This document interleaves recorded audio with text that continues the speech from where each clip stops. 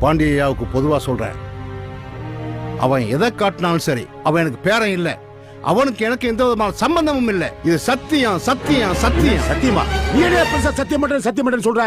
இப்ப நீ சத்தியம் பண்ணணும், அவ்வளவுதானே? நீ உத்தமனா இருந்தா, உன் வாக்கு சுத்தமானதா இருந்தா, உன் முன்னாடி தவிர வேற எந்த பொம்பளை தொடர்னு சொல்லி இந்த துண்டை தாண்டி சத்தியம் பண்ணியா பாப்பா, சத்தியம் பண்ணியா பாப்பா. என்ன யோசிக்கிற? நீ மட்டும் இல்ல, இங்க இருக்கிற எந்த ஆம்பளையாலும் தாண்ட முடியாது. நானே தாண்ட முடியாது. என்ன சக்கரை தாண்டியா? சக்கரையே சக வாங்குறத பாரு. ஏழரை மூக்கன் சொன்ன மாதிரி இவர் கொடிக்குளம் பேச்சிய வச்சிருந்திருக்காருப்பா. ஏப்பா, ஓ மகளை கூட தான் எனக்கு தெரியும். அப்ப அந்த பிள்ளைய நான் வச்சிருக்கேன்னு சொன்னா நீ ஒத்துக்கிருவியா? பிக்காலு பிள்ளை பார்த்து பேசுறா, பல்லக்கெல்லாம் கழட்டி போடுவேன். போயா போக்கவாயா? யார பாத்துல போக்கோ? ஒன்ன அந்த வந்துருச்சுடா.